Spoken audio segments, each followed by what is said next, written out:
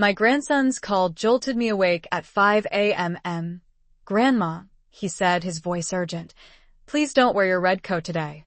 Confused, I asked him why, and his voice trembled as he replied, "You'll understand soon enough."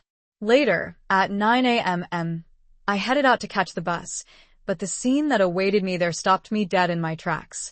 Don't forget to subscribe to the channel and comment where you're watching from. The phone rang precisely at 5 in the morning. I knew because I was already up, sitting in my grandmother's rocking chair by the window, watching the inky darkness slowly give way to the approaching dawn. At 63, sleep was a fickle thing, coming in fits and starts, like scattered puzzle pieces I could no longer assemble. The old farmhouse groaned and creaked around me, familiar sounds of settling wood that had been the soundtrack to my entire life. When Di's name flashed on the screen, my heart skipped a beat. My grandson never called at this ungodly hour. Never. "Grandma?" His voice was a mere whisper, unsteady as a candle flame flickering in a strong wind. "Danny, sweetheart, what's wrong?" "Grandma, please, you have to listen to me." There was something in his tone, a chilling undercurrent, that made my blood run cold. Not outright panic, but something even more unsettling, a mix of fear and desperate urgency. "Don't wear your red coat today, please." I glanced at the coat rack near the front door, where my cherry red winter coat hung as it did every morning during the long Montana winter. I'd bought it 3 years ago during a trip to Billings, a bit of a splurge that I justified because its bright color made me visible on those dark, rural roads. It made me feel safe. "Danny, what are you talking about?" "Just please, Grandma, don't wear it. Wear anything else. Promise me. You're scaring me, honey. Where are you? Are you all right?" "I can't explain right now. You'll understand soon enough. Just promise me, please." The line went dead. I showed the message to Robert. His face grew even paler. "You can't go. It could be a trap. It's Danny." "You don't know that. It could be anyone." But I did know, because the text message ended with something only Danny and I would understand. "Remember the strawberry summer? The summer Danny was 7, we'd planted strawberries together, an entire patch behind the barn. We'd eaten so many during that first harvest that we both got sick. It became our private joke, our code for trust me." "I'm going," I said, my voice resolute. "Then I'm coming with you." "No." The message said, "Come alone." "Mom, please." "Robert, for once in your life, trust me to handle something." My voice was harder than I intended, fueled by a potent mix of fear and determination. "Your wife is involved in something criminal. Your son is in danger, and someone tried to kill me this morning. I don't have the luxury of being careful anymore." He left reluctantly, making me promise to call him the moment I got back. After his tail lights disappeared down the driveway, I sat alone in the growing darkness, my mind racing with possibilities. The old mill was 15 miles away, an abandoned grain mill on the Clearwater River that had been shut down for 20 years. Teenagers sometimes went there to party. Danny had even gone there a few times in high school. I'd found beer cans in his car once. But why there? And why midnight? I tried calling Di's number again, but the call went straight to voicemail. At 11:30, I grabbed my flashlight and headed for my truck, consciously choosing the old brown jacket over the tempting warmth of the red coat. The night was moonless, the sky thick with heavy clouds that threatened to unleash a blanket of snow. As I backed out of the driveway, headlights suddenly flicked on behind me. Someone had been waiting in the darkness, parked along the county road. They followed me, maintaining a steady distance all the way to the highway. Vanessa mentioned during one of her sales pitches that she'd helped several elderly clients transition out of their properties in the past year. She made it sound benevolent, as if she were doing them a favor. I pulled out the file where I'd kept all of Vanessa's brochures and documents. Her real estate company was called Summit Properties, and according to her business card, she'd been the top seller for 3 years running. "Danny, can you search for property transfers in this county over the past 2 years? Focus on farms and large parcels sold by elderly owners." He pulled out his laptop, fingers flying over the keys. "Grandma, do you really think?" "I think Vanessa is smarter and more dangerous than any of us realized. And I think Rachel Morrison wasn't her first accomplice. 20 minutes later, Danny had a list. 11 properties, all farms or ranches, all sold within the past 18 months, all originally owned by people over 65. Now cross-reference that with obituaries, I said quietly. The silence that followed was thick with dread. Danny's face went pale as he read the screen. Grandma. 4 of those people died within 6 months of selling their property. 2 car accidents, 1 fall at home, 1 heart attack. Robert stood abruptly, his chair scraping the floor. No. That's too many. That can't be coincidence. It's not. My voice was calm, but inside I was shaking. Vanessa's been doing this for years.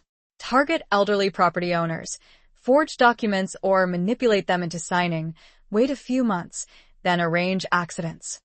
We have to tell Tom now. But before we could move, my phone rang. Unknown number. I answered carefully. Hello, Mrs. Foster. A woman's voice, unfamiliar. My name is Jennifer Tate.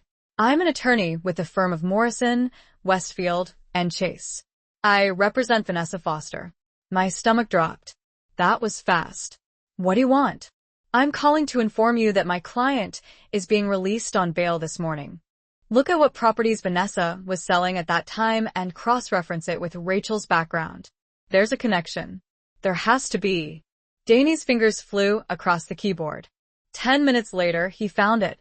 The Red Lodge Ranch, Martha Hartley's property. It was listed by Summit Properties 6 years ago. The listing agent was Vanessa Foster, and the transaction was recorded at county records by, he looked up, eyes wide, by B. Hartley. That was her first week on the job. That's where they met, I said. Where Vanessa recruited her, or where they finalized their plan together. I grabbed my coat. We need to go there now. Mom, it's 9 at night. That ranch has probably been developed, torn down. Or it hasn't. Either way, we need to look. If there's any chance Rachel hid evidence there, we have to find it before Vanessa does. Tom called back.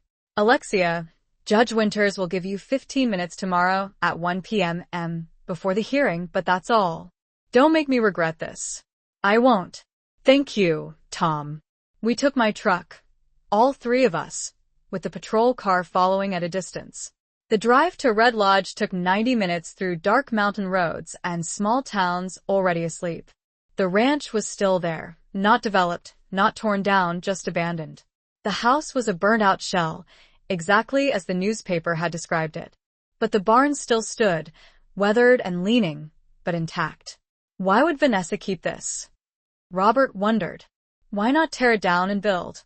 Because she couldn't, Danny said, checking his phone. The property is tied up in legal disputes. Martha Hartley's will left everything to Rachel, but Rachel disclaimed the inheritance. Then Martha's other relatives contested it. It's been in probate court for 6 years, so no one could touch it, I said.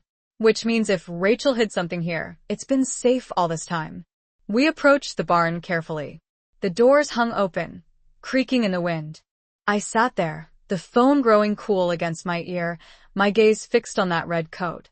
The house suddenly felt different, as though something had subtly shifted within its very walls. Outside, the first birds began their morning songs, seemingly oblivious to the creeping dread that was now tightening its grip on my chest. I didn't wear the red coat. Instead, I pulled on my old brown jacket, the one with the worn elbows that I usually reserved for chores in the barn. Something in Di's voice had resonated deep within my core, triggering that primal grandmotherly instinct. That ancient knowing that compelled me to trust him implicitly, without question. At 9 a.m., I walked down our long gravel driveway toward the county road where the bus stop was located. I'd been taking that same bus into town every Tuesday and Friday for the past 5 years. Ever since my husband Frank had passed away and I'd sold our second car, the routine had become a source of comfort and stability in my life. Bus at 9:15, grocery shopping, lunch at Betty's Diner, home by 3. But today, there was no bus. Instead, there were police cars, 4 of them, their flashing lights painting the gray morning with streaks of urgent reds and blues.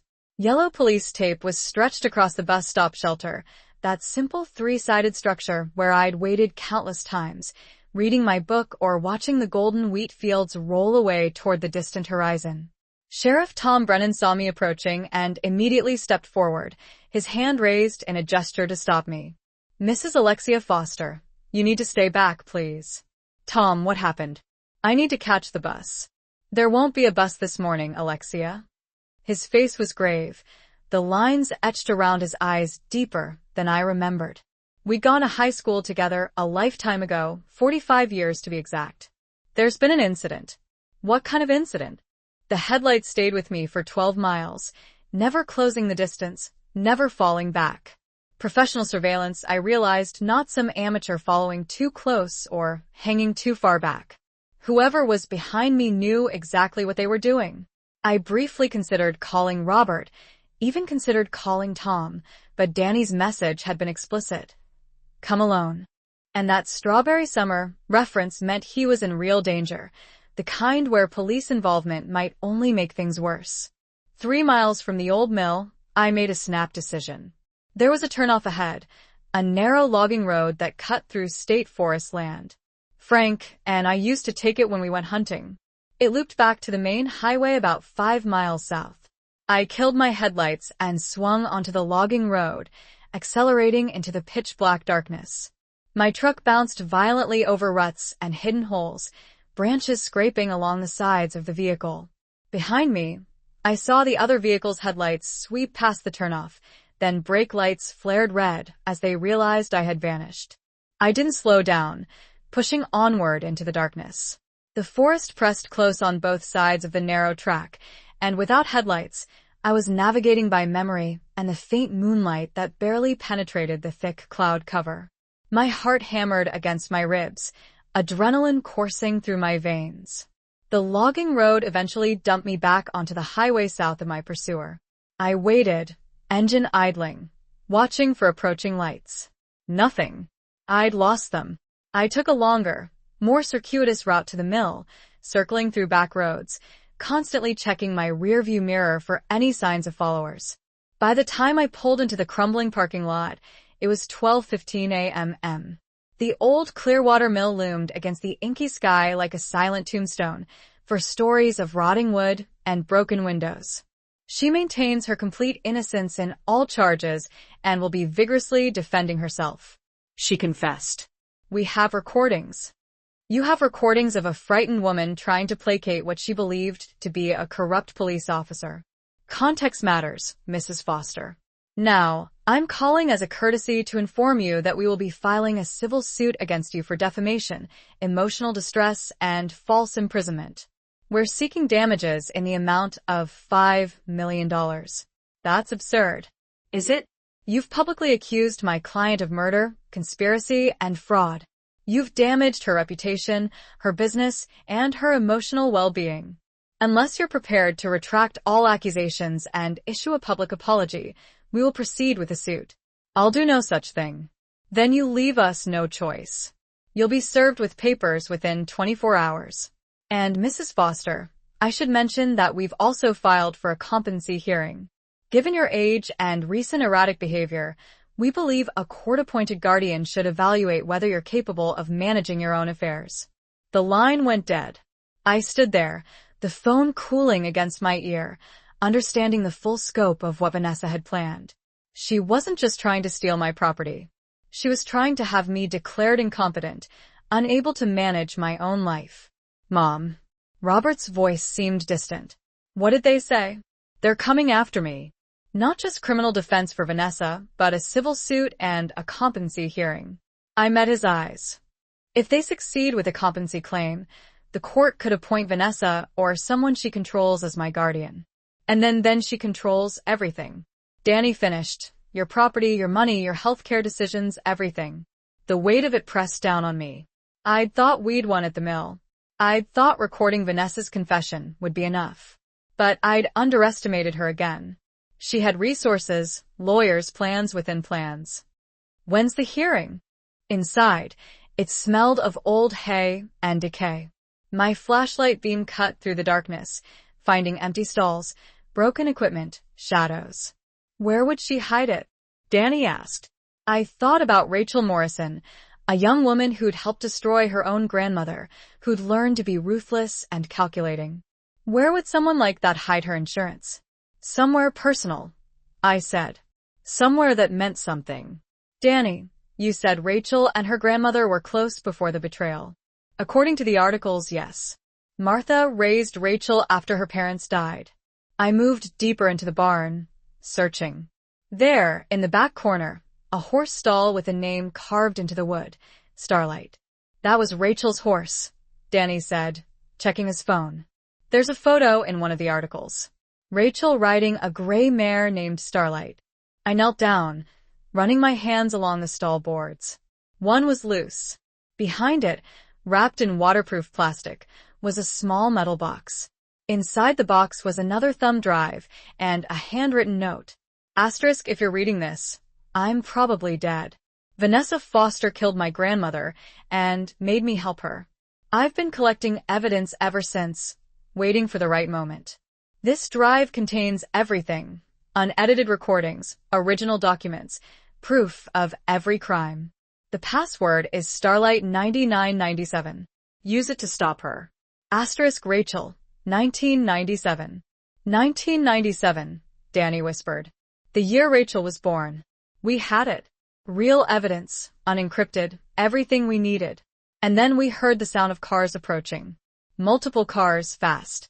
They followed us, Robert said, looking out the barn door. Vanessa must have had someone watching us. 3 vehicles pulled up outside, their headlights blinding. Doors opened. Figures emerged.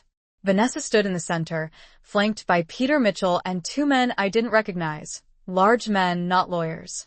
Alexia. Her voice echoed in the night. You're trespassing on private property. That's illegal. He hesitated, glancing back at the crime scene investigators who were moving around the bus shelter. A body was found here this morning. About 6 a.m. The world tilted slightly on its axis. A body? Who? We haven't identified her yet, but Alexia, he paused, his eyes searching mine with a newfound intensity. She was wearing a red coat, cherry red, just like yours. My knees went weak beneath me. Tom caught my elbow, steadying me. Are you all right? You've gone pale. I need to sit down. He guided me to his patrol car and helped me into the passenger seat. Through the windshield, I could see them photographing something near the shelter, a form completely covered with a white tarp. Tom. Danny called me this morning at 5. He told me not to wear my red coat today. The sheriff's expression shifted instantly, the concerned neighbor replaced by the focused, seasoned lawman. Your grandson called you? What exactly did he say? I repeated the conversation word for word, trying to recall every nuance. Tom pulled out his notebook and began writing quickly. Where is Danny now? I don't know. He didn't say. He sounded terrified. Tom, when did you last see him? Sunday dinner. 3 days ago. He seemed fine then. Normal. But even as I spoke the words, I wondered if that was truly the case. Had he seemed normal, or had I simply been too caught up in the usual family chaos to notice any subtle changes? Sunday dinner at the farmhouse was a tradition I'd maintained for 30 years. My son Robert, his wife Vanessa, and Danny all came without fail. But lately, the atmosphere at those meals had been tense, charged with unspoken conflict. Vanessa had been relentlessly pushing me to sell the farm and move into a retirement community in town. She'd brought brochures, floor plans, financial projections. Mom, you're not getting any younger, Robert had chimed in, parroting his wife's carefully chosen words. This place is too much for you to manage alone. The river rushed past it, swollen with snow melt, the sound filling the cold, damp darkness. My flashlight beam sliced through the night as I cautiously approached the main entrance. Danny, I called softly, my voice barely above a whisper. No answer came, just the ceaseless rush of the river and the mournful sound of the wind whistling through the empty spaces of the decaying structure. I stepped inside, my senses on high alert. The floor was covered with debris, broken glass, pieces of old equipment, and graffiti scrawled on every available wall. My flashlight beam found a set of stairs leading upward, and I began to climb carefully, testing each step before committing my weight. On the second floor, I found him. Danny sat hunched on an overturned crate, his face gaunt in the beam of my flashlight, his eyes red-rimmed from crying or simply a lack of sleep. He looked as though he'd aged 5 years in just 3 days. "Grandma," his voice broke with emotion. "I'm so sorry." I rushed to him, pulling him into a tight embrace. He was trembling uncontrollably. "It's okay, sweetheart. Whatever happened, we'll fix it." "No, we can't." "Grandma, I've done something terrible. I helped her. I didn't know. I swear I didn't know it would." He choked on a sob, unable to finish the sentence. "Helped who? Vanessa?" He pulled back, wiping his eyes with the back of his hand. "Not Vanessa. Rachel. Rachel Morrison, the dead woman." "Tell me everything," I said, my voice firm and unwavering. The story spilled out in disjointed fragments, the words tumbling over each other in his desperate attempt to explain. 3 months ago, Danny had met Rachel at a coffee shop near campus. She was pretty, funny, and intelligent, 28 years old, and working at County Records. They'd started dating, and she seemed perfect. "Grandma," she said, "she understood me. Understood how I felt about you and the farm." She said. Robert asked. "She didn't say." "But with lawyers like Morrison, Westfield, and Chase, they can probably expedite it. We might have less than a week. We'll fight it. We'll get you the best lawyer." "With what money, Robert?" "I have some savings, but not enough to fight a firm like that. They'll bury us in motions and delays and legal fees until I can't afford to fight anymore." The front door opened. Tom Brennan walked in without knocking, his face grave. "Alexia, we have a problem." "Another one?" The forensic team tried to access that thumb drive. The encrypted files, they're protected by military-grade encryption. It could take months to crack, maybe longer. "What about the files Danny could access?" "The emails and recordings. Good evidence, but circumstantial. Vanessa's lawyers are already claiming she was being blackmailed by Rachel, that all those emails were sent under duress. Without the encrypted files, we don't have enough to guarantee a conviction on the murder charge. So she might walk. Worse than that, the judge just set her bail at $200,000. Her lawyer posted it an hour ago. Vanessa's out." Danny moved to the window, looking out at the driveway. "She could come here." "I've got a restraining order in place," Tom said. "She's not allowed within 500 yards of this property." "But, Alexia, you need to understand something. If we can't crack that encryption, if we can't prove she was involved in Rachel's murder, the best we can hope for is fraud charges. Maybe 3 to 5 years. She'd be out in 2 with good behavior. And the farm. The deed issue is civil court, separate from the criminal case. That could drag on for years. In the meantime, technically, according to that recorded document, the property belongs to Robert and Vanessa jointly." Robert shook his head violently. "I'll sign it back. I'll refuse any claim. It's not that simple. Vanessa owns half.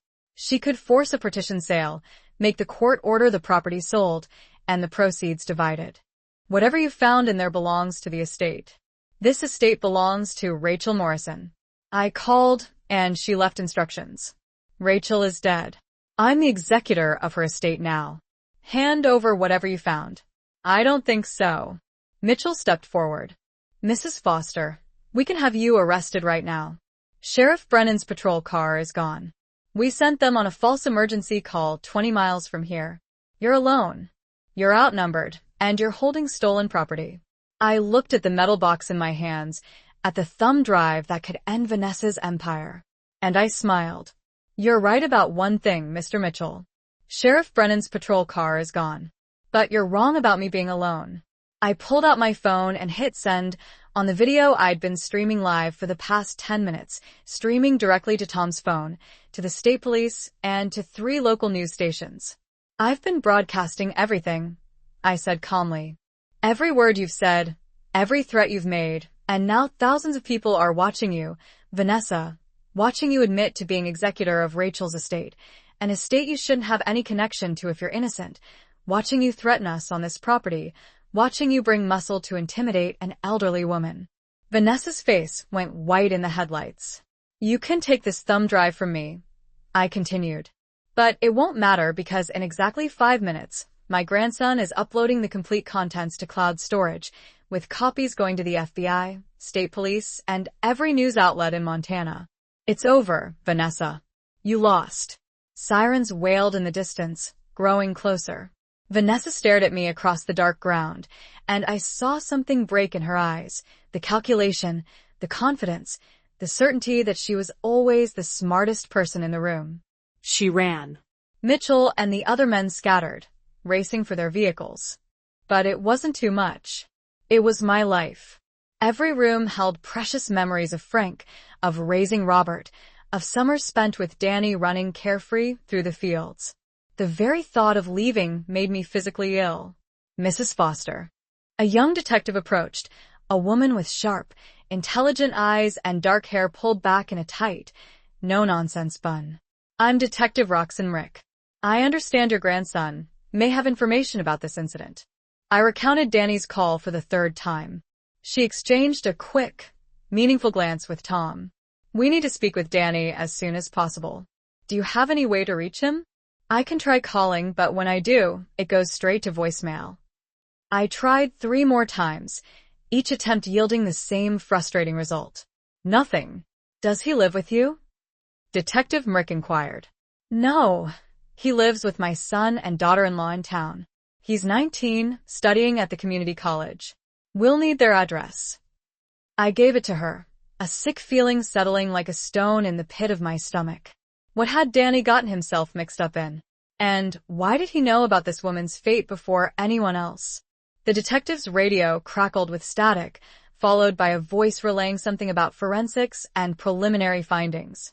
Rick stepped away to respond, leaving me alone once more with Tom.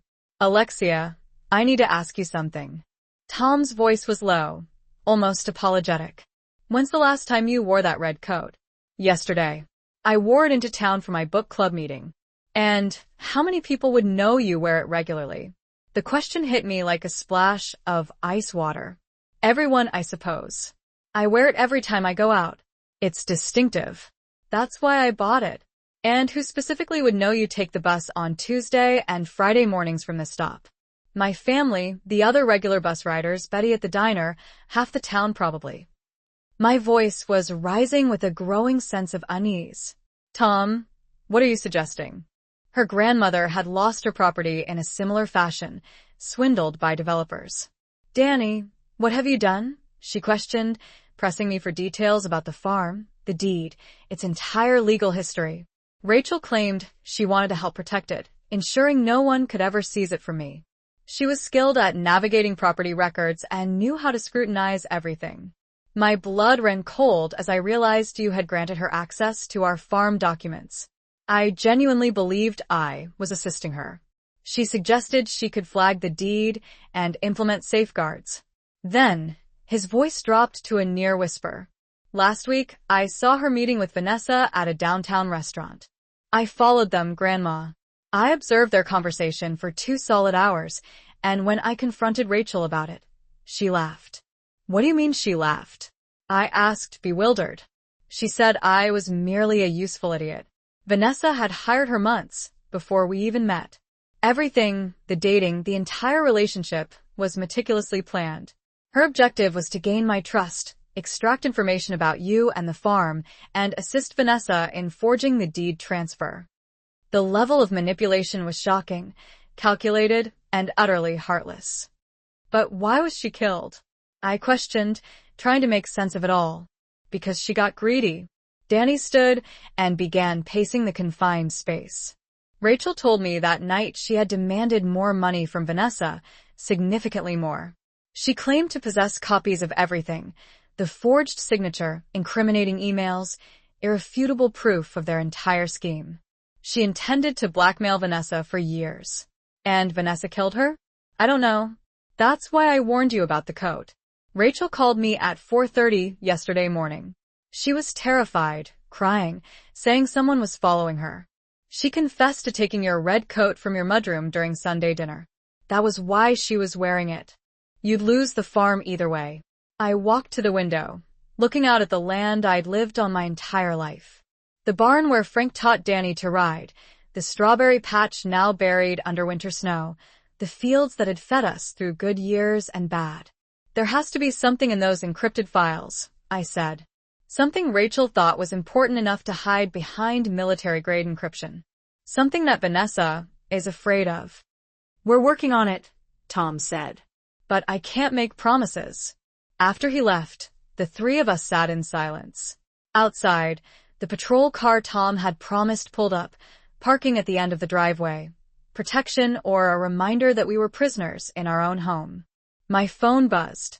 A text from another unknown number. Stop now, Alexia. Sign over the farm. Drop the charges, and I'll let you live in peace. Keep fighting, and you'll lose everything, including people you love. You have 24 hours to decide. I showed it to Robert and Danny. Both their faces went white. That's a direct threat, Robert said. We need to show this to the sheriff. It won't matter. The number's probably a burner phone. Untraceable. I set the phone down carefully. She's escalating, I said. Getting desperate. Or confident, Danny said quietly. Grandma, what if she's already won? What if she knows something we don't? The question hung in the air, poisonous and possible. What if Vanessa had already found a way to access those encrypted files? What if she destroyed the evidence we needed? What if Rachel Morrison had been her partner and her victim, but also her insurance policy, and Vanessa had found a way to nullify it? I looked at my grandson's frightened face, at my son's defeated posture, and felt something harden inside me. Then we find another way, I said. We dig deeper. We be smarter. We stop reacting to what Vanessa does and start anticipating it. How? By thinking like her. She's a predator who's been doing this for years. But the police were already blocking the road, Tom's cruiser leading a convoy of state troopers. I stood there holding the metal box, watching them take Vanessa down. She fought, screaming threats and accusations, but they handcuffed her anyway. Tom walked over to me, shaking his head. Alexia, that was the riskiest, most foolish, bravest thing I've ever seen. I learned from the best, I said, thinking of Frank. Of 63 years of life teaching me when to fold and when to go all in. The live stream, he asked. Danny's idea. Started recording the moment we got out of the truck. Tom laughed. Actually laughed. You know, you probably just caused a dozen legal complications for the prosecutors, but we got her clean with evidence she can't deny. He took the metal box gently. We'll take this into custody, get it processed properly. But Alexia, thank you. You just helped us close, maybe, a dozen cold cases. As they led Vanessa away, she looked back at me one last time. No words, just a long stare, and I stared right back unblinking until she was gone. The competency hearing was canceled. Judge Winters called me personally the morning after Vanessa's arrest to apologize for taking up the court's time and to commend me on what he called exceptional civic courage. The power of attorney documents were revealed to be forgeries, just like the property deed. Vanessa's entire legal strategy crumbled the moment the forensic team verified Rachel's evidence. That thumb drive contained 6 years of meticulous record-keeping. Rachel had documented everything. Recordings of conversations with Vanessa plotting against victims, copies of forged signatures, financial records showing payments to corrupt officials, even video of Vanessa admitting to arranging her grandmother's death. Rachel Morrison had been many things. Accomplice, manipulator, murderer. I'm not suggesting anything yet, but someone was killed here, wearing a coat identical to yours, at the exact location where you would normally be standing, and your grandson warned you to stay away. The implications of his words crashed over me like a tidal wave. Someone had intended to kill me, and somehow, impossibly, Danny had known about it. Tom's radio erupted with static and urgent voices. He pressed it to his ear, his face growing increasingly grim. Say that again, he barked into the radio. More static than a voice I couldn't quite make out. Tom looked back at me, and I saw something flicker in his eyes that made my heart stop.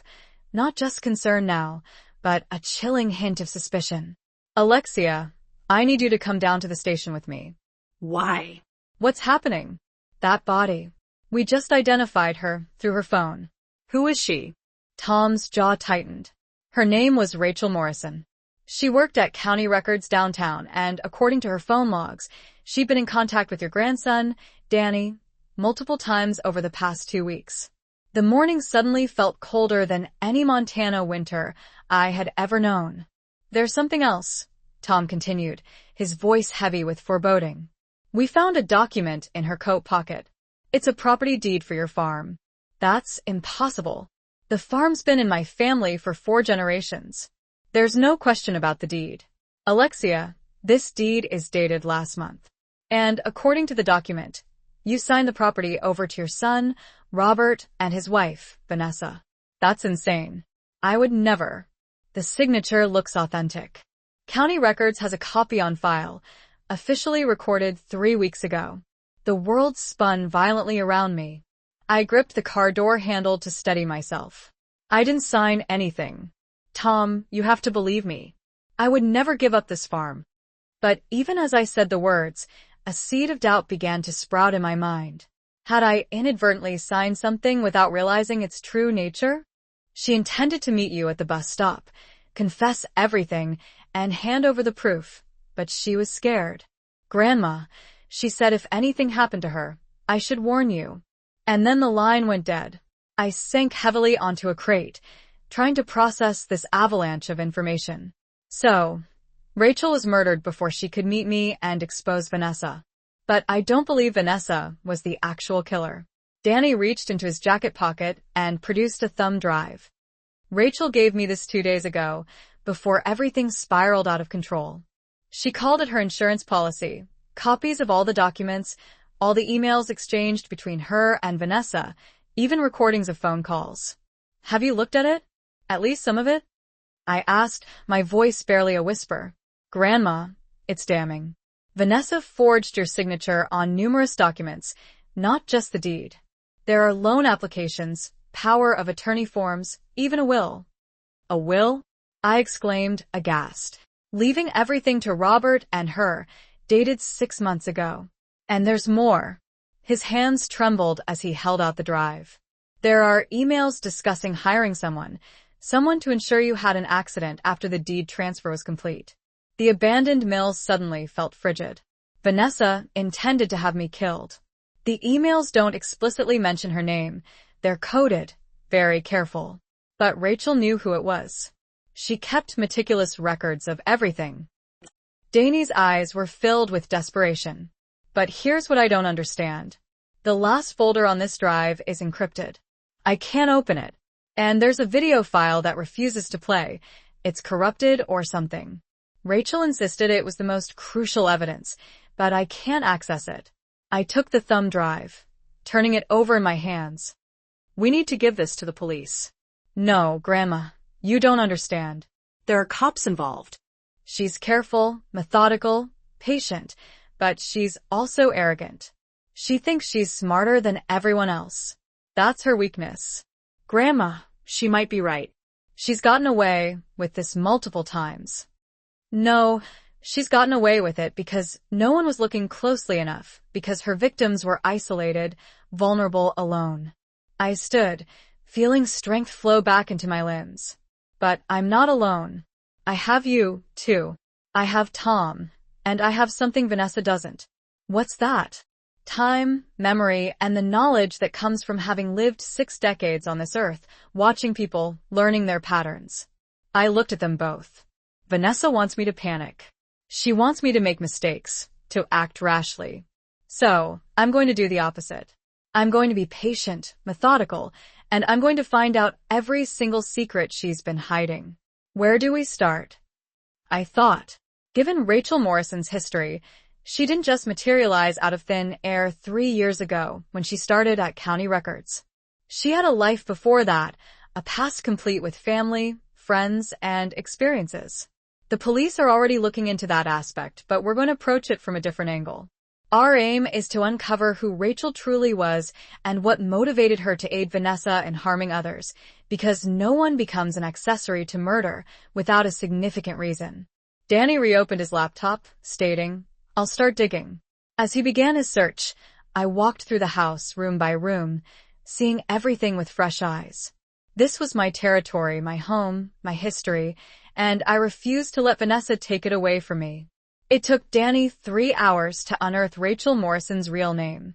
She had legally changed it 7 years prior. Before that, she was known as B. Hartley, born in Billings and raised in a small town called Red Lodge. Her grandmother, Martha Hartley, had owned a 200-acre ranch there. Had owned, in the past tense. But in the end, she'd also been a woman who knew she was in too deep, who tried to create a way out, and who'd paid for her crimes with her life. The investigation expanded rapidly. Within 3 days, the FBI had identified 11 victims across Montana and Wyoming, elderly property owners who'd been systematically defrauded and, in 4 cases, murdered. Peter Mitchell was arrested along with Deputy Hall and 2 other corrupt officials. The district attorney called it the largest elder fraud case in state history. Vanessa Foster was denied bail after her second hearing. The judge cited flight risk and the severity of the charges, 4 counts of first-degree murder, conspiracy to commit murder, fraud, forgery, and a dozen other charges. Her trial was set for 6 months out, but her lawyers were already negotiating plea deals with Rachel's evidence. They had no real defense. I didn't feel triumph, exactly. Maybe I should have, but mostly I felt tired and sad for all the lives Vanessa had destroyed in her pursuit of money and property that would never have been enough. 2 weeks after Vanessa's arrest, Robert filed for divorce. We sat at my kitchen table, the same table where we'd eaten 1,000 Sunday dinners, and I watched my son sign the papers with shaking hands. I should have known, he said for perhaps the 100th time. All those years, I should have seen who she really was.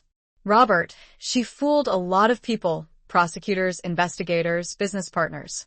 You can't blame yourself for not seeing through a professional predator. But I chose her over you so many times. Every time you tried to warn me, every time you said something felt wrong, I dismissed it. I made you feel like you were the problem. You were trying to keep your marriage together. That's not a crime. He looked up at me, his eyes red. She tried to have you killed, Mom. My wife, the woman I shared a bed with for 20 years, she murdered people for their land, and I never suspected. Vanessa was always placing papers in front of me during dinner, asking me to sign updates to insurance policies, tax documents, medical forms. She worked in real estate. She handled paperwork for a living. Had she somehow tricked me into signing away my own home? We'll sort this out, Tom said, but his voice lacked its usual conviction. Right now, I need you to come with me. We need to take your statement, and we need to find Danny. As I stood to follow him, I caught a flicker of movement from the corner of my eye. A car was parked about 50 yards down the road, partially concealed by a stand of cottonwood trees, a dark blue sedan. The engine was running, the exhaust visible in the frigid air. And behind the wheel, watching us with unwavering intensity, was my daughter-in-law, Vanessa. Our eyes met across the distance. She didn't wave, didn't smile, simply stared at me with an expression I'd never witnessed before. Cold, calculating, almost triumphant.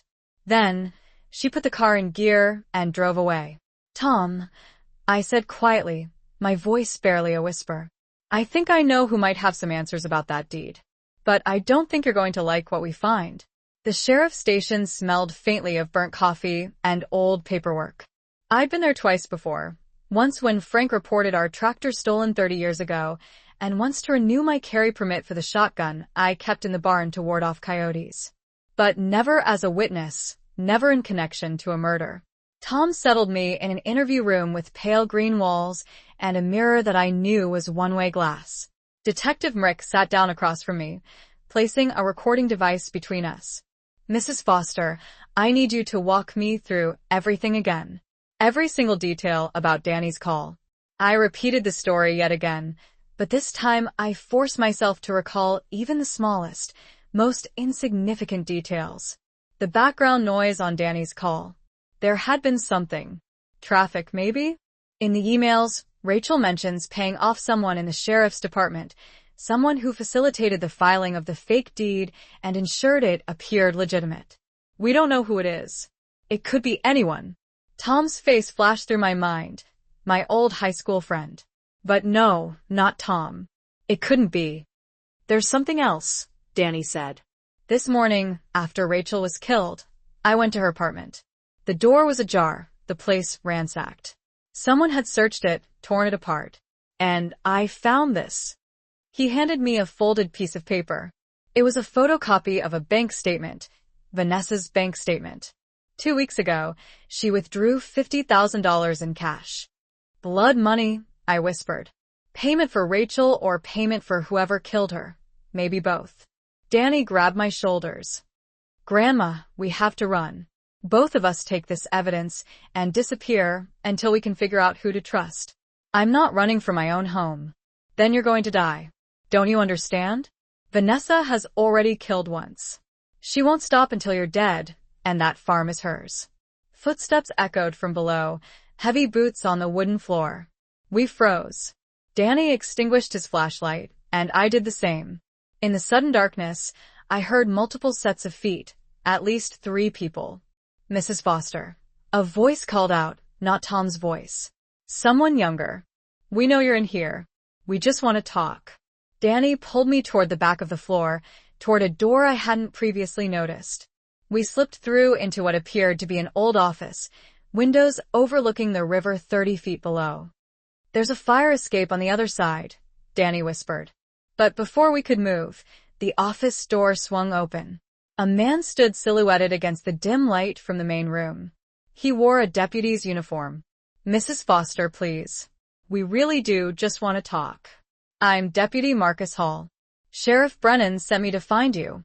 Stay back, I said, my voice steadier than I felt. Ma'am, your son reported you missing. Grandma, take a look at this, Danny said, turning his laptop screen toward me to show a newspaper article from 6 years ago. Martha Hartley's ranch had been sold to a development company. 6 months later, Martha perished in a house fire at the rental property where she had moved. Who bought the ranch? I asked. A holding company called Summit Development Group. The name struck me like a physical blow. Summit. The same name as Vanessa's real estate company. It's her, I realized. Vanessa did this before. She stole Rachel's grandmother's property. But why would Rachel help her? Danny questioned. If Vanessa destroyed her grandmother's life, why would Rachel become her accomplice? I studied the article more closely. It included a photo of Martha Hartley, a woman about my age, smiling in front of a barn, and beside her, a teenage girl, Rachel, before she changed her name. Look at the date. I pointed out. Martha died 6 years ago. Rachel changed her name 7 years ago, before her grandmother's death. She wasn't running from Vanessa. She was working with her. The implications settled over us like a shroud. Rachel helped Vanessa steal from her own grandmother, Robert whispered, aghast. And probably helped kill her, I added grimly. That's why she was so good at this. She'd done it before, to her own family. But then she got greedy, tried to blackmail Vanessa, and Vanessa eliminated her. Danny was already digging deeper. There are 2 other properties Summit Development bought around the same time, both from elderly owners. Both owners died within a year of selling. 3 murders minimum, possibly more, I said, standing and pacing. This is bigger than we thought. Vanessa's been running this scheme for at least 6 years. We need to tell Tom, Robert said, reaching for his phone. Wait, I said, grabbing his wrist.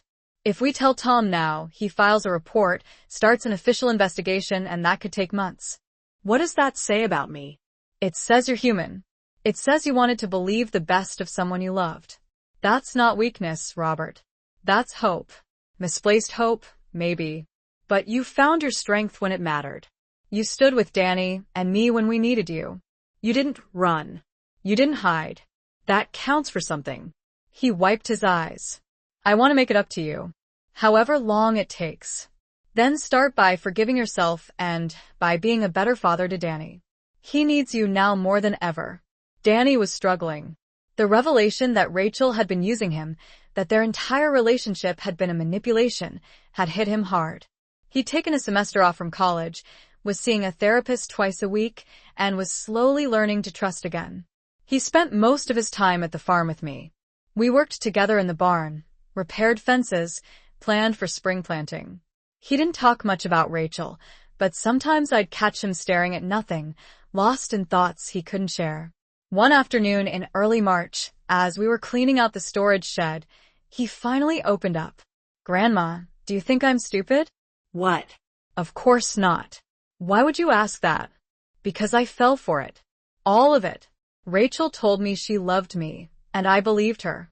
She said she wanted to help you, and I gave her everything she needed to destroy you. I was just a tool, a useful idiot." I set down the rake I'd been holding and sat beside him on an old hay bale. "Danny, you're 19 years old. You believe someone you cared about was telling you the truth. That's not stupidity. That's innocence. And there's nothing wrong with innocence. But I should have seen the signs." Rachel was trained by Vanessa, who'd been perfecting this con for years. She knew exactly how to manipulate people, how to gain trust, how to exploit emotions. Even experienced investigators fell for it. You're not weak for being fooled by a professional manipulator. Then why do I feel so stupid? Or perhaps it was the wind. No, it was water. Running water, like a creek or a river. He hadn't been calling from home. I said there was water in the background. He was outside somewhere. Rick made a note on her pad. "Your grandson is 19. Does he have a history of getting into trouble?" "Never. Danny's a good boy. He's studying engineering at the community college. He works part-time at the hardware store. He's never even had a speeding ticket." "What's his relationship like with his parents?" I hesitated. This was family business, private matters, but a woman was dead, and Danny was missing. His father, my son Robert, works long hours at the insurance agency. He's not around much. And Vanessa? I chose my words with care. Vanessa is very focused on appearances, on status. Danny and she have clashed lately. About what? About me. About the farm. Vanessa wants me to sell it, move into assisted living. Danny thinks I should keep it. They've argued about it at Sunday dinners. Rick leaned forward, her gaze intense. "Mrs. Foster, I need to ask you directly. Do you believe your daughter-in-law could be involved in forging that property deed?" Before I could answer, the door swung open, and Tom stepped into the room, his expression grim. "Alexia, your son is here. He's demanding to see you." "Robert, let him in." He brought a lawyer with him. "Alexia, they're saying you shouldn't answer any more questions without legal representation of your own." My stomach dropped. Why would I need a lawyer? I'm the victim here. Tom and Rick exchanged glances. Rick spoke carefully, her tone measured. "Mrs. Foster, there are some complications.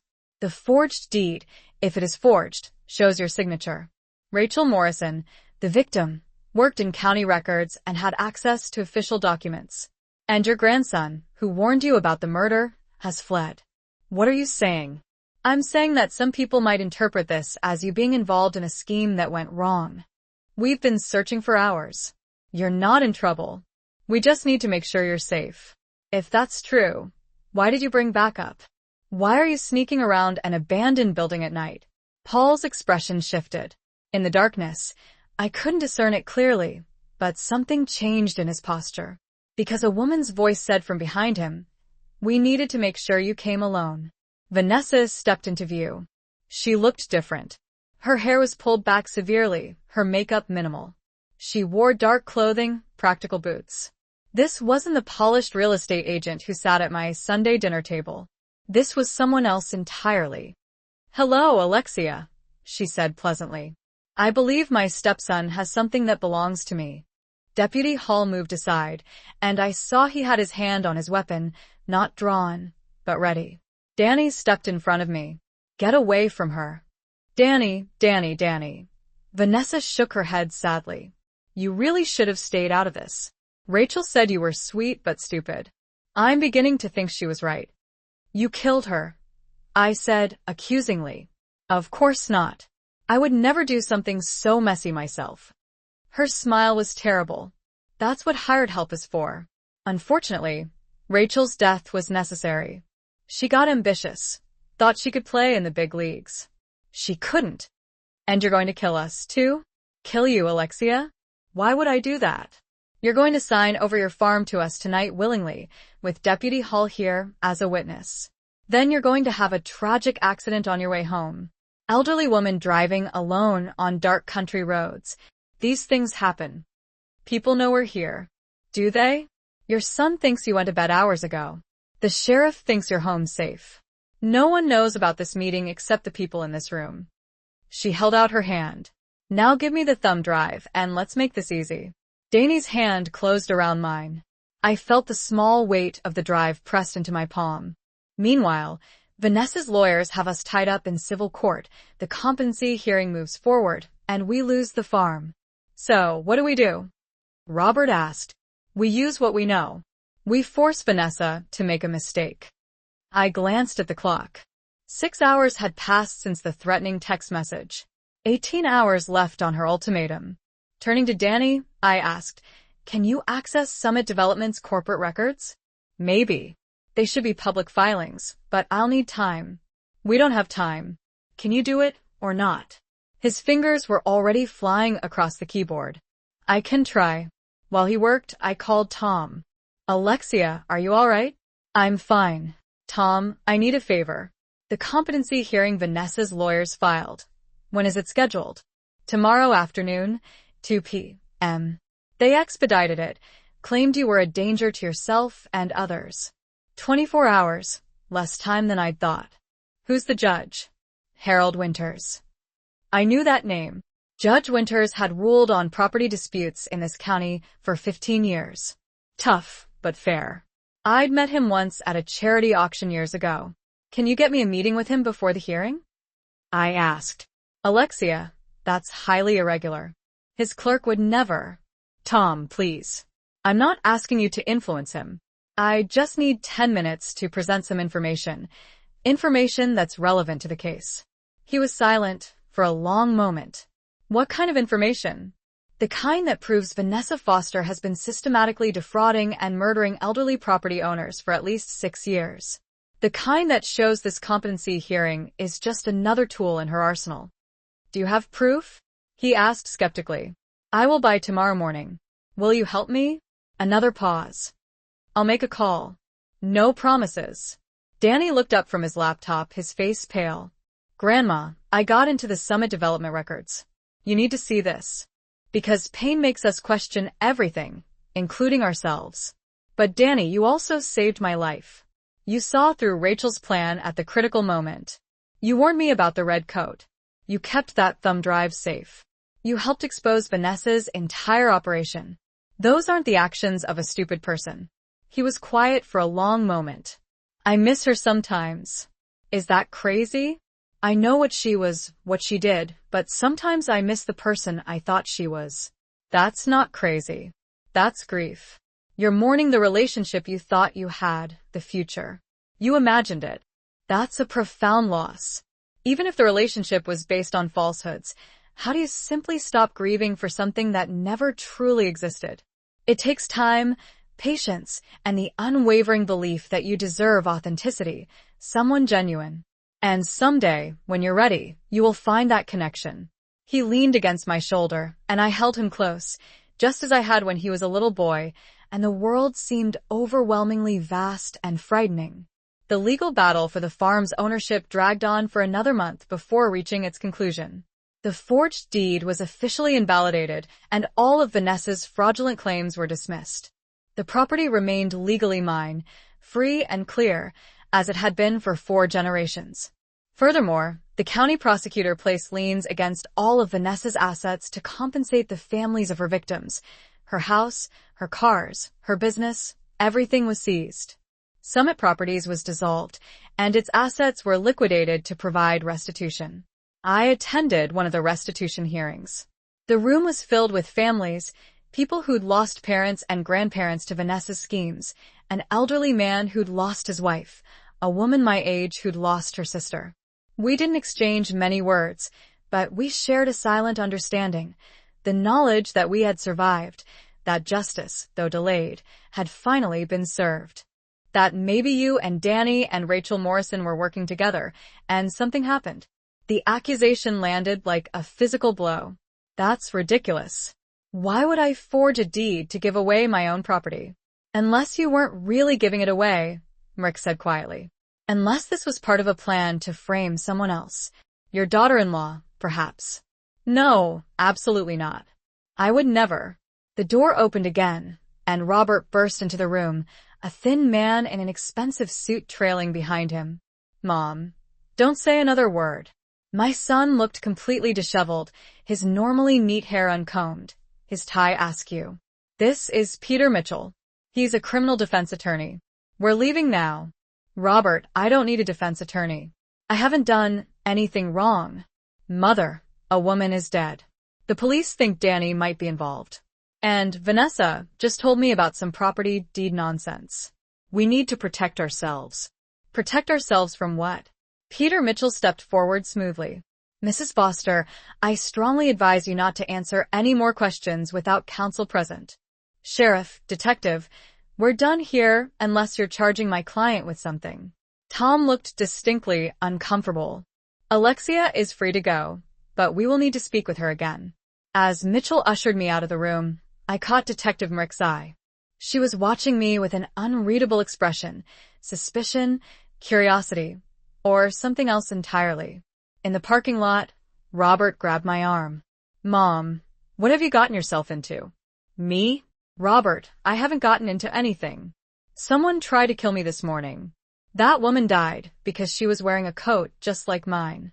That's insane. Who would want to kill you? I looked at him directly, my gaze unwavering. Did you know about that property deed? The one that supposedly transfers the farm to you and Vanessa? His face drained of color. What? No. What deed? And I realized something important that Vanessa had overlooked. There's just one problem with your plan, I said calmly. Oh, what's that? You think I'm a helpless old woman. You think I've been passively letting this happen to me. But Vanessa, I've been a farmer's wife for 40 years. I've survived drought, flood, economic collapse, and the death of my husband. I've negotiated with banks, fought off developers, and run a business that men twice your age said I couldn't handle. I pulled out my phone, held it up, so she could see the screen. It was recording.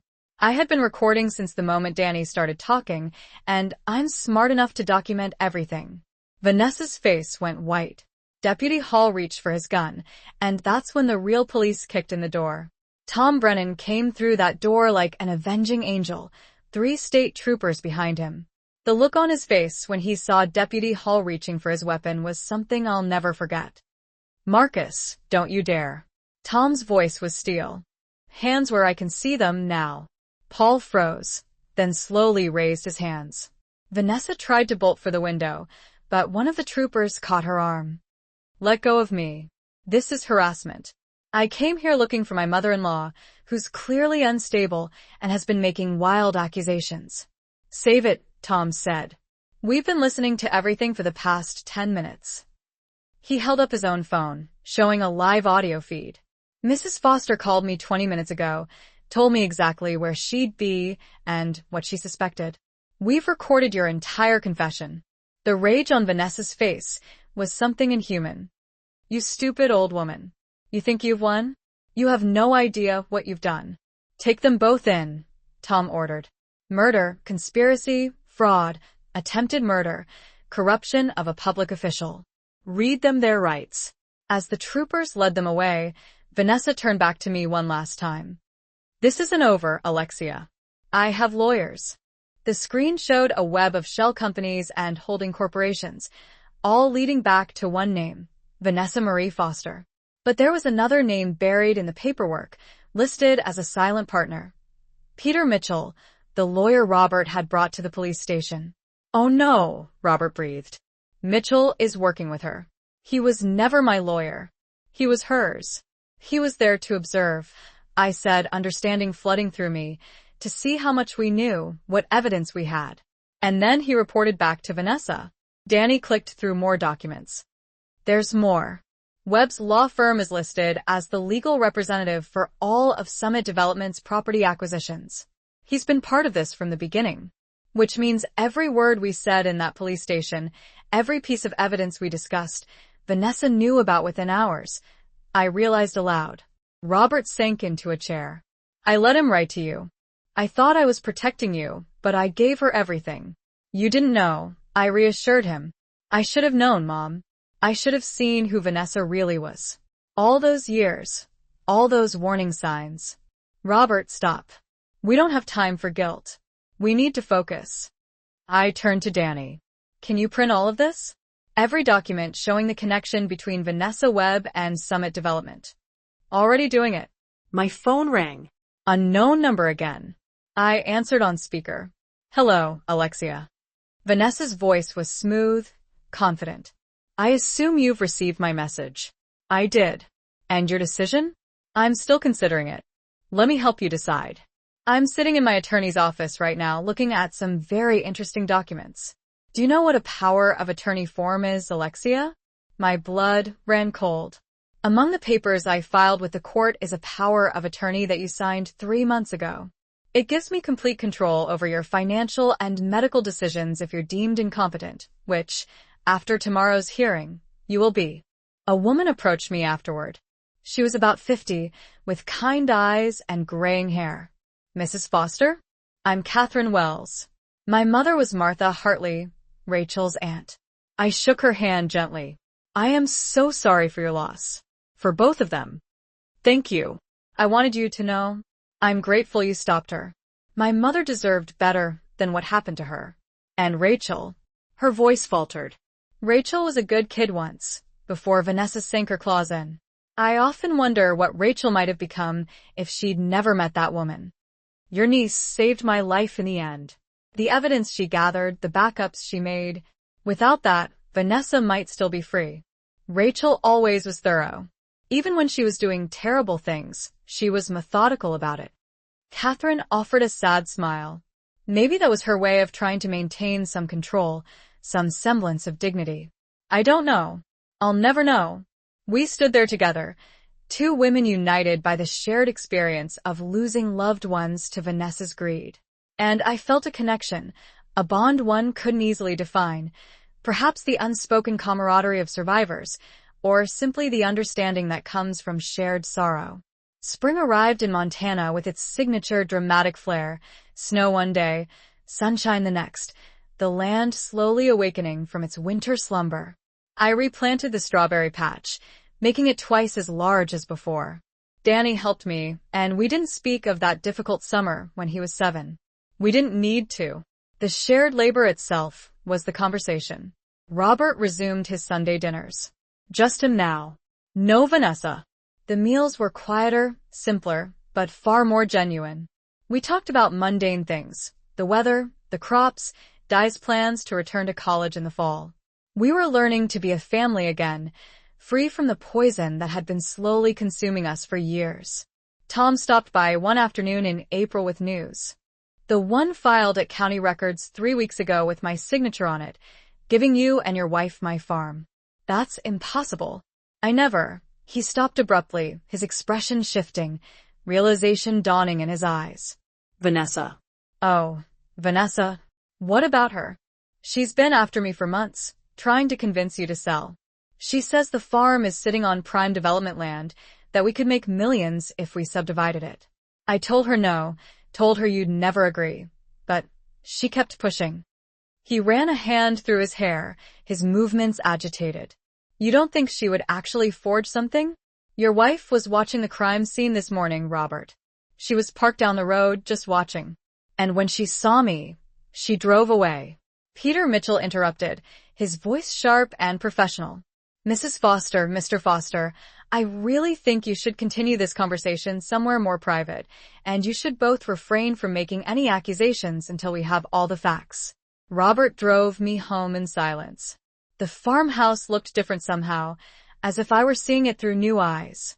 Someone wanted to take this from me, had killed for it, or at least had tried to.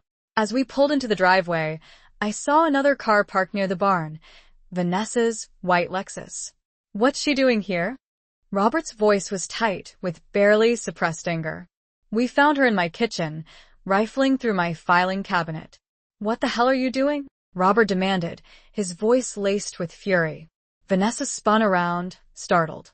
Her perfectly styled blonde hair didn't move. Her makeup remained flawless despite the early hour. She'd always been beautiful in that calculated, almost artificial way, like a magazine advertisement for suburban success. Robert, I was looking for documents to help your mother, legal papers, insurance forms, anything that might prove she didn't sign that deed. By breaking into her house and going through her private files? Good lawyers and friends in high places. You'll never prove I killed Rachel. Never. The mill fell silent after they left, just the river's constant rush and Danny's ragged breathing beside me. Grandma, when did you call the sheriff? In the parking lot before I came in. I texted him from the truck, told him I was meeting you, but suspected a trap. I asked him to trace my phone and listen in. I trust Tom. Went to high school with him, remember? He's one of the good ones. Tom came back inside, his face weary. Alexia, you took a hell of a risk. I know, but I needed Vanessa to confess. And she did. She confessed to conspiracy and fraud. But she's right about one thing. We still can't prove she murdered Rachel Morrison. She was careful, used intermediaries. The recording you got tonight helps, but a good defense attorney will argue she was just playing along, trying to protect herself from Hall. What about Deputy Hall? He's already trying to cut a deal. Says Vanessa paid him $50,000 to help file the fraudulent deed and look the other way, but he swears he didn't know anything about the murder. Do you believe him? Tom hesitated. I don't know. Marcus has been on the force for 8 years, good record until now. But $50,000 can make people do things they never thought they would. Danny held up the thumb drive. Sheriff, there's more evidence on here, emails, recordings, documents, but some of it's encrypted. Rachel said it was the most important part, but I can't access it. We'll have our forensic team look at it. Maybe they can crack it. Tom looked at me seriously. Alexia, you and Danny need to be very careful over the next few days. If Vanessa has other people working for her, people we don't know about yet, you could still be in danger. I'm not leaving my farm. I figured you'd say that. I'll have a patrol car parked at the end of your driveway tonight. I never signed any such thing. Your signature says otherwise. Notarized and witnessed. Very official. And once the judge sees how confused you are, an elderly woman making wild accusations of murder, claiming conspiracies, behaving erratically, he'll have no choice but to appoint a guardian.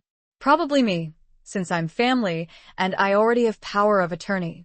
The judge will see through you, will he? Judge Winters is a reasonable man. He'll see a concerned daughter-in-law trying to help her aging mother-in-law, who's clearly suffering from paranoid delusions. He'll see police reports of you luring people to abandoned buildings in the middle of the night.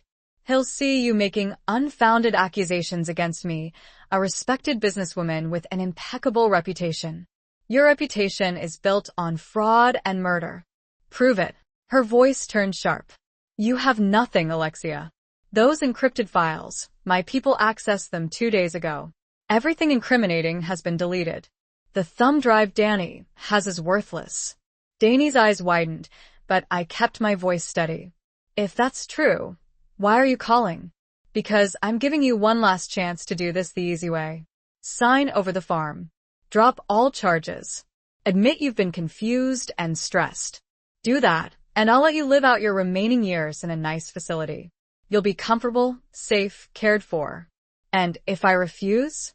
Then, after tomorrow's hearing, when I have power of attorney, I'll have you committed to a psychiatric facility for evaluation. It happens all the time with elderly people who become delusional. The evaluations can take months. Meanwhile, I'll sell the farm, liquidate your assets, and there won't be anything left for you to fight for. You'll spend whatever time you have left in an institution while your precious land becomes a subdivision called Meadowbrook Estates. She'd thought of everything, every angle, every possibility, except one. Vanessa, can I ask you something? Vanessa had accepted a plea deal, life in prison without parole, in exchange for her testimony against others involved in her schemes. She will never be released. And with her testimony, we've identified 3 more corrupt officials and 2 other accomplices we weren't aware of. The entire network is collapsing. I served him coffee, and we sat on the porch watching the mountains transform into shades of purple in the evening light. You know, Alexia, Tom said, you could have been killed multiple times during this whole mess. What you did was incredibly dangerous. I know, but I did it anyway. I did it because I had to, because sometimes playing it safe means losing everything that matters. And I decided I'd rather fight and risk dying than hide and lose my life anyway. That's the Alexia I remember from high school. Stubborn as a mule and twice as tough. I laughed. Frank used to say the same thing. He was a smart man. Tom stood, stretching. You take care of yourself, Alexia. And if you ever need anything, you know where to find me. Thank you, Tom, for believing me, for helping when it mattered. After he left, I sat alone on the porch as darkness enveloped the farm. The land stretched out before me, familiar and precious, earned anew through struggle and perseverance. I thought about all the women like me, elderly, dismissed, underestimated, who'd fallen victim to people like Vanessa. Women who'd built lives, raised families, and earned their place in the world only to have someone decide they were easier to exploit than to respect. But I also reflected on the strength that comes from living 63 years, the wisdom gleaned through seasons of loss and seasons of abundance, the understanding that patience is a weapon, that silence can be a strategy, and that age is not a weakness, but rather the distillation of everything you've learned about survival. Vanessa had been wrong about so many things. Robert's voice dripped with sarcasm. I have a key. Your mother gave it to me years ago, for emergencies. I stepped forward, keeping my voice level. Vanessa, did you forge my signature on a property deed? Her face transformed. The carefully constructed mask of concern cracked, revealing something cold and calculating underneath. Of course not. How dare you accuse me? After everything I've done for this family, all the times I've tried to help you make sensible decisions. Help me, or help yourself? I countered, my voice hardening. Alexia, you're being paranoid. This farm is a burden you can't manage. I've been trying to protect you from yourself by stealing my property. I haven't stolen anything. Her voice rose, sharp and brittle. But maybe if someone did forge that deed, they were doing you a favor. This place is falling apart, you're falling apart. How long before you fall down those stairs and die alone, and no one finds you for days? Robert grabbed her arm, his grip tight. Vanessa, stop it. She jerked away from him, her eyes blazing with barely controlled rage. No, I won't stop. Someone needs to tell her the truth. She's clinging to this farm like it's a life raft, but it's actually an anchor dragging her down, dragging all of us down. Get out, I said quietly, my voice dangerously calm. What? Get out of my house now. Vanessa's eyes narrowed, her expression hardening. Fine, but you should know, Alexia, that deed is legal and binding. I saw the documents myself this morning at county records. Your signature is notarized, witnessed, whether you remember signing it or not. You did. And in Montana, a properly executed deed transfer is valid, even if the grantor claims they didn't understand what they were signing. How do you know that? Robert asked slowly, suspicion lacing his voice. She smiled, the expression sharp as a knife. Because I looked it up, obviously. I work in real estate, remember? I know property law. As we left the mill, dawn was breaking over the mountains, painting the sky in shades of rose and gold, beautiful and terrible, like everything that had happened. Danny rode home with me. Neither of us spoke much. When we pulled up to the farmhouse, I saw Robert's car already there, parked at an angle as if he'd arrived in a hurry. He met us at the door, his face haggard. Mom, Danny, thank God you're both all right. The sheriff called me an hour ago, told me what happened. He looked at his son. Danny, I'm so sorry. I should have seen what Vanessa was doing. I should have protected you both. Dad, no. Let me finish. Your mother tried to tell me, tried to warn me that Vanessa was pushing too hard about the farm, but I didn't want to see it. I was weak. I am weak. His voice broke. My wife is a murderer, and I was too blind to notice. I touched his arm gently. Robert, you couldn't have known. Couldn't I? Mom, be honest with me. How many times over the years have I chosen Vanessa over you? How many Sunday dinners did I let her insult you, push you, make you feel small? How many times did I tell you that you were being unreasonable when you were just trying to protect what was yours? The truth sat heavy between us. Too many times. Too many years of choosing peace with his wife over loyalty to his mother. We can't change the past, I said finally, but we can do better going forward. Inside, I made coffee while Robert and Danny sat at the kitchen table. The house felt different now, both violated and reclaimed. Vanessa had been in here, searching through my things, stealing from me, but she'd failed. Mom, I need to ask you something, Robert said. That deed she forged, is the farm really in danger? I don't know. Tom says his department will help me contest it, but it could take months or years in court. And Vanessa was right about one thing. Montana property law is complicated. What did Rachel beg before you killed her? Silence on the line. Long and cold. I didn't kill Rachel. I would never. I cut her off. I know about Martha Hartley, Rachel's grandmother. I know about the ranch in Red Lodge, about Summit Development, about all of it. Rachel learned from the best. She watched you destroy her grandmother, and she joined you. But then she wanted more, and you couldn't allow that. You can't prove any of this, can you?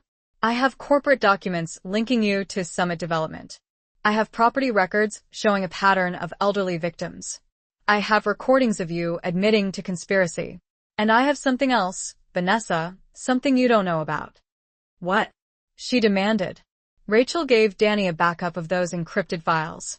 The real backup, not the thumb drive. She was smarter than you thought. She hid it somewhere even you couldn't find it. It was a bluff. A complete bluff. But I heard the change in Vanessa's breathing. You're lying. Am I? Rachel told Danny that if anything happened to her, he should look in the place where it all began, the place where she first met you. Do you know where that is, Vanessa? Because Danny does. Another pause. Even if that were true, you'd never get into those files. The encryption is military grade. Unless you have the password, which Rachel gave to Danny before she died. I don't believe you. Then why are you still on the phone? Why not just hang up and proceed with your plan? I let that sink in. You're afraid, Vanessa. Afraid that, for once, someone was smarter than you, that Rachel played you just as well as you played everyone else. This conversation is over. No, it's not, because I'm going to that hearing tomorrow and I'm going to bring every piece of evidence I have, every document, every recording, every connection to your past victims. And I'm going to present it all to Judge Winters. But her biggest mistake was believing that being older meant being helpless. She saw my age and assumed vulnerability. She saw my kindness and assumed weakness. She saw my quiet life and assumed I had nothing to fight for. She never understood that people who've lived longer have learned more, have survived more, have developed instincts honed by decades of navigating a world that doesn't always play fair. Danny came out onto the porch with 2 mugs of hot chocolate, just like I used to make him when he was small. Penny for your thoughts? He asked. Just thinking about getting older. About what it means. What does it mean? It means you've earned the right to be underestimated and the satisfaction of proving everyone wrong. I sipped the chocolate. It means you've learned that the loudest person in the room isn't always the strongest, that patience outlasts aggression, that wisdom beats arrogance. You sound like a fortune cookie, Danny teased gently. I sound like someone who just spent 3 weeks outsmarting a woman half her age who thought she was the smartest person in Montana. He laughed, and the sound was good healing. We sat together as stars began to emerge, scattered across the darkening sky like seeds waiting to grow. The farm was quiet around us, solid and permanent, a testament to the people who'd worked this land and refused to let it go.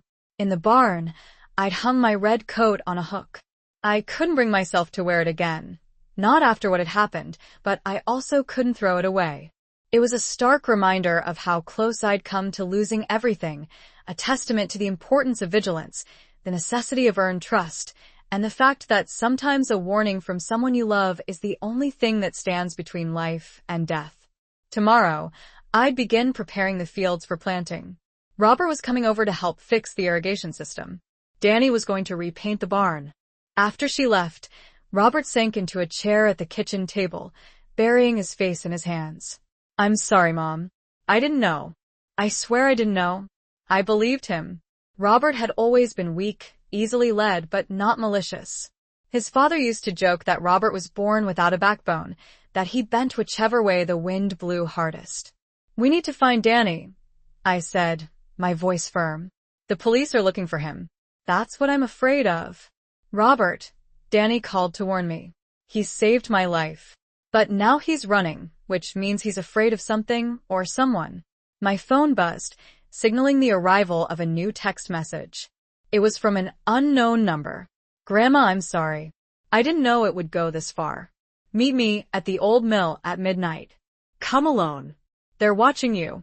If a deed looks legitimate, if it's properly notarized and filed, it can be very hard to undo.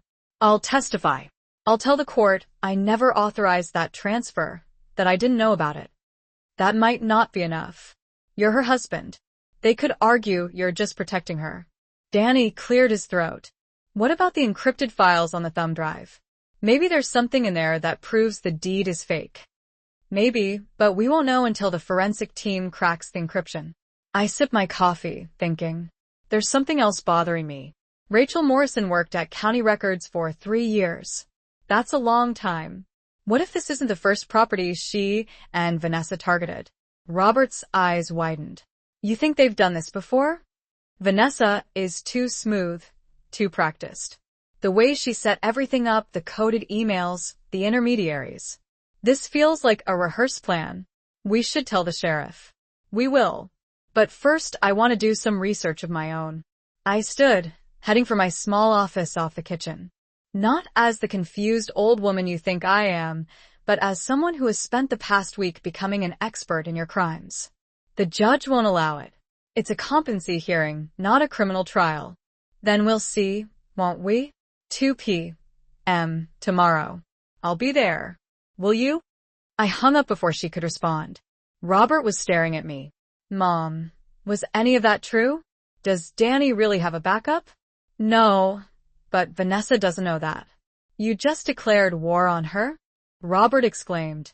No, Robert. "She declared war on me the moment she forged my signature. I'm just finishing it." I looked at Danny. "How much time do you need to find out where Rachel and Vanessa first met?" "Grandma, I don't even know where to start." "Yes, you do. Rachel worked at County Records. That's where Vanessa would have recruited her.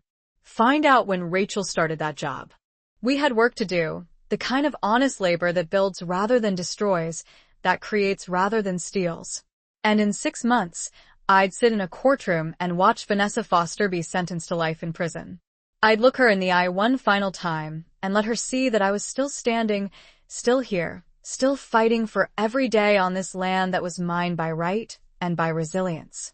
But tonight, I just sat with my grandson and watched the darkness settle over Montana, feeling the deep satisfaction of having survived something that was intended to destroy me.